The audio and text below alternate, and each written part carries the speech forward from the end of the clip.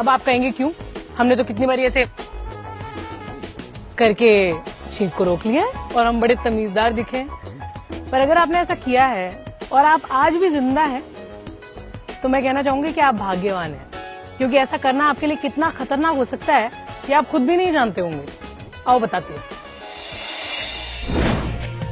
छींक आने पर आपके शरीर के अंदर की हवा की रफ्तार पता है कितनी होती है? 100 मील प्रति घंटा, और कई बार इससे भी ज्यादा होती है। अब सोचिए कि इतनी तेज रफ्तार को आप रोकने की कोशिश करके कितनी भारी गलती करते हैं। सर्दी खांसी होना बहुत आम चीज है। मौसम बदला नहीं कि नाक पनीली महसूस होने लगती है, फिर चीखते चीखते जान आफत में आ जाती है। सबके साथ यही होता है। कई बार आप जब लोगों के बीच होते हैं तो नाक दबाकर, मुंह दबाकर छींक को रोक लेते हैं। ज्यादा तमीजदार बनने की कोशिश करते हैं ना।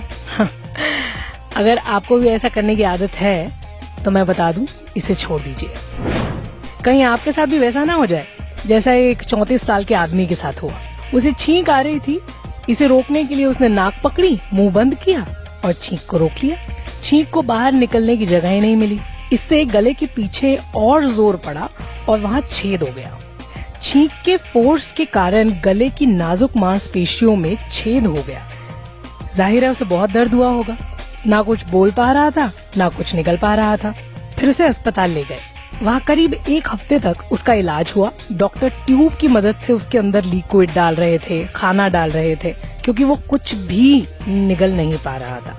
मरीज की जांच से पता चला कि छींक रोकने के कारण उसके गले का पिछला हिस्सा, जिसे डॉक्टर फेरिंग्स कहते हैं, वो टूट गया था। डॉक्टरों के मुताबिक छींक के समय हमारी सांस की नली और सीने में हवा का बहुत तेज दबाव होता है। फिर जब कोई नाक और मुंह बंद करके छींक रोकने की कोशिश करता है तो एकाएक प्रेशर और ज्यादा बढ़ जाता है।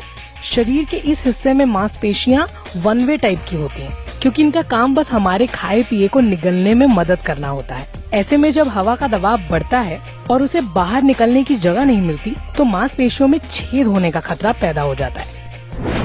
तो नाक के छेद को ढककर और मुंह बंद कर छींक रोकने की कोशिश नहीं करनी चाहिए। इससे बहुत गंभीर दिक्कतें हो सकती हैं, जैसे कि मैंने आपको बता दिया।